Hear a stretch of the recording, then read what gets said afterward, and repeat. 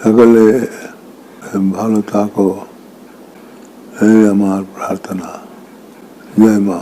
গুরু ব্রহ্মা গুরু বিষ্ণু গুরুদেব মহেশ্বর গুরু সাক্ষাৎ পরম ব্রহ্ম তস্मै শ্রী গুরবে নমঃ। রামকৃষ্ণ মঠ ও মিশনের ষোড়শ সংঘাধ্যক্ষ শ্রীমৎ স্বামী স্মরণানন্দজি মহারাজ ছিলেন প্রথাগত চিন্তাভাবনার সঙ্গে আধুনিক ভাবনাচিন্তার মিলনের একজন পথপ্রদর্শক।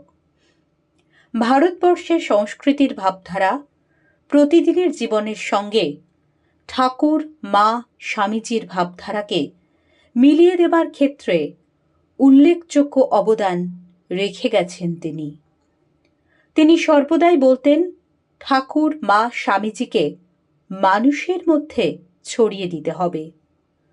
আধ্যাত্মিক প্রজ্ঞা, সরলতা, নিরাভিমানিতা ও বাস্তববোধ ইত্যাদি গুণাবলীর জন্য শ্রীমৎ স্বামী স্মরণানন্দজি মহারাজ ছিলেন সকলের শ্রদ্ধাভাজন। তিনি ছিলেন একজন শাস্ত্রজ্ঞ পণ্ডিত। সংস্কৃতে ছিল তাঁর অসাধারণ পাণ্ডিত্য। এক বিরাট উচ্চতায় অবস্থান করেও সকলের সঙ্গে মিলে যাওয়ার এক অসাধারণ ক্ষমতা ছিল মহারাজের। সর্বজন শ্রদ্ধেয় স্বামী স্মরণানন্দজি মহারাজ 1929 সালে ভারতবর্ষের তামিলনাড়ুর তাঞ্জাভুর জেলার আন্দামি গ্রামে এক যৌথ পরিবারে জন্মগ্রহণ করেন। তাঁর পূর্বাশ্রমের নাম ছিল জয়রাম। খুব অল্প বয়সে মাকে হারান। মাসির কাছেই তিনি লালিত পালিত হন। পড়াশোনায় ভীষণ মেধাবী ছিলেন তিনি। চেন্নাইতে 1946 সালে তিনি তার স্কুল শিক্ষা সমাপ্ত করেন খুব ভালো ফলাফল করে। কর্মসূত্রে মহারাজের পিতা থাকতেন মহারাষ্ট্রের নাসিক জেলায়। তাই স্কুল শিক্ষা সমাপ্ত করে মহারাজ পিতার কাছে নাসিকে চলে যান এবং সেখানে তিনি কমার্স নিয়ে একটি ডিপ্লোমা কোর্স করেন। এর কয়েক বছর পর 1949 সালে চাকরি নিয়ে মুম্বাই চলে আসেন তিনি। কিন্তু চাকরি করার পাশাপাশি তিনি পড়াশোনাও চালিয়ে যেতে থাকেন। সংস্কৃত ও ইংরাজি সাহিত্যের প্রতি ছিল তার বিশেষ অনুরাগ। তিনি ছিলেন একনিষ্ঠ পাঠক। নেপোলিয়ন হিলসের সেলফ হেল্পের উপর বইগুলি গভীর মগ্নতা নিয়ে অনুধাবন করেছিলেন মহারাজ। পাশাপাশি মহাত্মা গান্ধীর চিন্তাধারায় তিনি গভীরভাবে অনুপ্রাণিত হয়েছিলেন। শ্রীরামচন্দ্রের জীবন ও দর্শনের দ্বারা মহারাজের চিন্তার গতিপথ প্রভাবিত ছিল। মহারাজ ছিলেন মৃদুভাষী। তিনি ভালোবাসতেন অন্তর্মুখী থাকতে। তাই কাজের অবসরে মহারাজ মুম্বাইয়ের সমুদ্র সৈকতে আসতেন। আর এখানেই প্রশ্ন, মহারাজ কিভাবে ঠাকুর শ্রীরামকৃষ্ণের সান্নিধ্যে আসেন? কিভাবে মহারাজ ব্রহ্মচারী থেকে সন্ন্যাসী হয়েছিলেন? একদিন মহারাজ বসে আছেন পাথরের উপর। সূর্য তখন অস্তগামী। অস্তগামী সূর্যের শোভা তাকে মুগ্ধ করে নিয়ে যেত এক অন্য জগতে। সেই সময় হঠাৎ তার বিশাল সমুদ্র, অনাবিল আকাশ ও বিশ্ব চরাচরের সামনে নিজের অস্তিত্ব নিয়ে প্রশ্ন জাগে, আমি কে? তখন নিজের ক্ষুদ্র আমিত্বের মধ্যে তিনি উপলব্ধি করলেন পরমাত্মা ঈশ্বরের অমোঘ উপস্থিতি। এই আমি আর পরমাত্মার মধ্যে যোগাযোগের চিন্তার দ্বারা মহারাজ ক্রমাগত নিমজ্জিত হয়ে যাচ্ছিলেন। একদিন মুম্বাইয়ে থাকাকালীন এক বন্ধুর সাহায্যে মহারাজ খুঁজে পেলেন শ্রীরামকৃষ্ণ মঠ ও মিশনের এক শাখা কেন্দ্র। রামকৃষ্ণ মঠে এসে শ্রীরামকৃষ্ণ বিবেকানন্দ সাহিত্যের সঙ্গে পরিচিত হলেন তিনি। ঠাকুর শ্রীরামকৃষ্ণের কথামৃত এবং স্বামীজির জ্ঞানযোগ দ্বারা গভীরভাবে অনুপ্রাণিত হয়েছিলেন। এই বইগুলি তাকে ব্যাপকভাবে আকৃষ্ট করল। তার ব্যাকুলতা আরও বেড়ে গেল। তিনি সর্বদা মগ্ন থাকতেন, গভীর চিন্তাভাবনা শুরু করেন। একদিন তিনি মুম্বাইতে বাসে করে কোথাও যাচ্ছিলেন। হঠাৎ তার মনে নিজেরই এই প্রশ্নগুলোর উত্তর স্বতঃপ্রণোদিতভাবে হৃদয় থেকে বেরিয়ে এলো। আর সেই মুহূর্তেই তিনি সিদ্ধান্ত নেন তিনি একজন সন্ন্যাসী হবেন। সেই সময় মুম্বাইয়ে ছিলেন স্বামী অপর্ণানন্দজি। মহারাজকে খুব ভালোবাসতেন অপর্ণানন্দজি মহারাজ। অপর্ণানন্দজির নিকট সহচর্যে জয়রাম মুম্বাইয়ে রামকৃষ্ণ মঠ ও মিশনে ব্রহ্মচারী রূপে যোগদান করেন। এরপর 1952 সালে মুম্বাইয়ে রামকৃষ্ণ মঠ এবং মিশনের সপ্তম প্রেসিডেন্ট স্বামী শঙ্করানন্দজি মহারাজের কাছ থেকে জয়রাম মন্ত্র দীক্ষা লাভ করেন।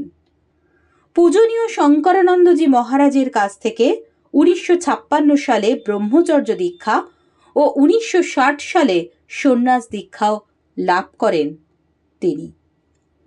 মুম্বাই আশ্রমে অত্যন্ত নিষ্ঠার সঙ্গে ব্রহ্মচারীর দায়িত্ব পালন করেন মহারাজ।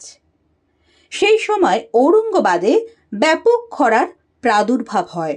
পূজনীয় মহারাজ নিপুণতার সঙ্গে সেই খরার ত্রাণ কার্য পরিচালনা করেন। 1954 খ্রিস্টাব্দে মহারাজ প্রথম বেলুড় মঠে আসেন শ্রীমা সারদা দেবীর জন্মশতবার্ষিকীর অনুষ্ঠানে। সেই সময় জয়রামবাটিতে মায়ের যে মন্দির প্রতিষ্ঠা হয় সেই মাতৃমন্দির প্রতিষ্ঠার কাজেও তিনি যোগদান করেন। 1958 সালে তিনি কলকাতার অদ্বৈত আশ্রমে স্থানান্তরিত হন। এরপর সন্ন্যাস লাভের ঠিক পরে অর্থাৎ 1961 সালে তিনি চলে যান মায়াবতী আশ্রমে প্রবুদ্ধ ভারত পত্রিকার সহ সম্পাদক হয়ে। মায়াবতী অদ্বৈত আশ্রমে তিনি চাষাবাদের দিকে নজর দেন।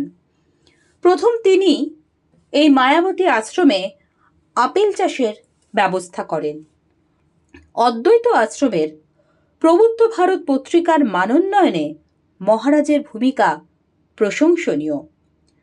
1976 সালে সারদাপীঠের দায়িত্ব নিয়ে বেলুড় মঠে চলে আসেন মহারাজ। সারদাপীঠের মতো বৃহৎ শিক্ষা প্রতিষ্ঠানের উন্নতিকল্পে দীর্ঘ 15 বছর অক্লান্ত পরিশ্রম করেন তিনি। শিক্ষা বিস্তারের পাশাপাশি ত্রাণ কার্যে মানব সেবায় উল্লেখযোগ্য ভূমিকা নেন মহারাজ। 1978 সালের বন্যায় মহারাজের নেতৃত্বে সাধুরা ত্রাণ কার্যে ঝাঁপিয়ে পড়েন। 1991 সালে পূজনীয় মহারাজ চেন্নাইয়ের রামকৃষ্ণ মঠে অধ্যক্ষ রূপে দায়িত্বভার গ্রহণ করেন। চেন্নাই মঠে তাঁর সময়কালেই আজকের এই সুবৃহৎ মঠের নির্মাণ কার্য শুরু হয়েছিল। 1995 সালের এপ্রিল মাসে মহারাজ বেলুড় মঠের প্রধান কার্যালয়ে সহকারী সম্পাদক রূপে যোগদান করেন। 1997 সালে রামকৃষ্ণ মঠ এবং মিশনের সম্পাদক নিযুক্ত হন। দীর্ঘ 10 বছর এই পদে আসীন ছিলেন তিনি। এরপর 2007 সালের মে মাসে সংঘের সহ সংঘাধ্যক্ষ নিযুক্ত হন। পূজনীয় মহারাজ সর্বোচ্চ বিদেশ ভ্রমণ করেছিলেন ধর্ম প্রচারের উদ্দেশ্যে। ভাব প্রচারে শ্রীরামকৃষ্ণ ভাবধারা, স্বামীজির ভাবধারা প্রচারের ক্ষেত্রে উল্লেখযোগ্য অবদান রেখে গেছেন স্বামী স্মরণানন্দজি মহারাজ। বহু ভক্তকে মন্ত্র দীক্ষা দানে তিনি কৃতার্থ করেছেন। পূজনীয় মহারাজ 2017 সালের 17 জুলাই রামকৃষ্ণ মঠ ও রামকৃষ্ণ মিশনের ষোড়শ অধ্যক্ষ রূপে নিযুক্ত হন। তাঁর লেখা প্রবন্ধ ও বক্তৃতাগুলি সংকলিত করে প্রকাশিত হয় স্মৃতি স্মরণ অনুধ্যান গ্রন্থটি। তার উল্লেখযোগ্য অবদান হল খণ্ডনভব গানটির প্রাতিষ্ঠানিকরণ। আগে শুধুমাত্র মঠেই এই গানটি শোনা যেত, কিন্তু সেই গানকে ক্যাসেট ও সিডিতে ভক্তদের মধ্যে ছড়িয়ে দিয়েছিলেন তিনি। গ্রামীণ এলাকায় স্বনির্ভর গোষ্ঠীর কাজে বিশেষ অবদান রেখে গেছেন মহারাজ। স্বামীজির সিমলা স্ট্রিটের বাড়ির আইনি জটিলতা দূর করে বাড়ির পুনরায় নির্মাণে উল্লেখযোগ্য অবদান রেখে গেছেন স্বামী ত্বরানন্দজি মহারাজ। এরপর মহারাজের বয়স ক্রমশ বাড়তে থাকে, বার্ধক্যজনিত অসুস্থতা দেখা দেয়, তাকে বিভিন্ন সময় হাসপাতালে ভর্তি হতে হয়। মহারাজকে রামকৃষ্ণ মিশন সেবা প্রতিষ্ঠানে ভর্তি করানো হয় সংকটজনক অবস্থায়। প্রায় 3 সপ্তাহের বেশি সময় তিনি হাসপাতালে চিকিৎসাধীন ছিলেন। ক্রমশ সংকটজনক হতে থাকে তাঁর শারীরিক পরিস্থিতি। দোল পূর্ণিমার পরের দিন 26শে মার্চ অন্তিম লগ্ন ঘনিয়ে আসে। মহারাজ সন্ধ্যা 8:14 মহাসমাধিতে লীন হন।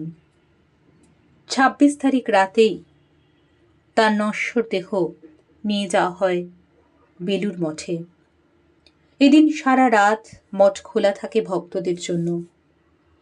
অগণিত ভক্তদের ভিড় বাড়তে থাকে মহারাজকে শেষ দর্শন ও প্রণাম জানাতে। শোক বার্তা আসতে থাকে প্রধানমন্ত্রী নরেন্দ্র মোদী, রাষ্ট্রপতি দ্রৌপদী মুর্মু তথা বিশিষ্ট জনেদের কাছ থেকে। যে কোনো সংকটে মহারাজ ভক্তদের বলতেন, মাকে ডাকো, অর্থাৎ মা সারদা দেবীর কাছে প্রার্থনা জানাতে বলতেন মহারাজ। আজকে সেই মায়ের কোলে ফিরে গেলেন মায়ের ছেলে, সব কাজ সমাপন করে। মহারাজের শরীর চলে গেলেও সচ্চিদানন্দ রূপে তিনি ভক্ত হৃদয়ে বিদ্যমান। মহারাজের চরণকমলে শত কোটি প্রণাম। হরি ওম রামকৃষ্ণ।